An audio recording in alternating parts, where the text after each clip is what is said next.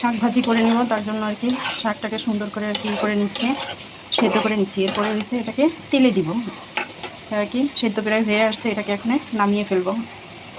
শাকটা তেলে দেওয়া হয়ে গেল, এটাকে এখন হয়েছে একটু ভাজা ভাজা করবো, তারপরে হয়েছে এটাকে নামিয়ে ফেলবো।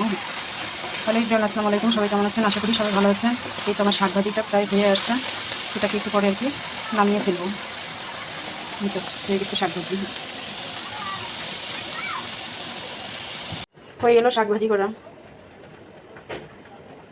ডালটা সেদ্ধ করা হয়ে গেছে, এখন এর ভিতরে আর কি শাক দিয়ে দিব। পাট শাক দিয়ে আজকে ডাল দিয়ে রান্না করব।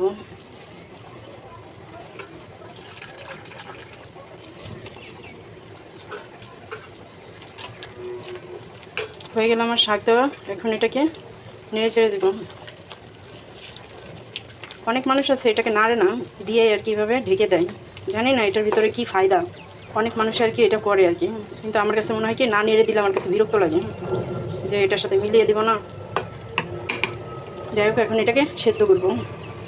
ফোড়ন করে নিচ্ছি, এটার ভিতরে একটু জিরা দিয়ে দিব, একটু জিরা দিয়ে দিব। একটা ডালের ভিতরে দিয়ে দিয়েছি, এখন ডালের সাথে আর কি এটাকে মিশিয়ে দিব। এই তো আমার ডাল হয়ে গেছে, পাট শাক দিয়ে ডাল রান্না করা, বোম্বাই মরিচ দিয়ে রান্না করেছি। জানি না কেমন রান্না করার জন্য আর কি মুরগির গোশ নিয়েছি, এটা এখন আর কি মশলা টশলা দিয়ে এটাকে আর কি কষিয়ে নিব। আজকে সাথে করে একটা টমেটো টুকরো দেখি কেমন হয়।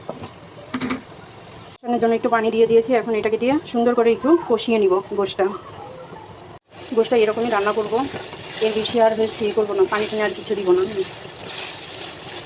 এই তো হয়ে গেছে, তেল বের হয়ে গেছে, এখন এরকমই থাকবে। সবাই ভালো থাকেন তাহলে, আল্লাহ হাফেজ।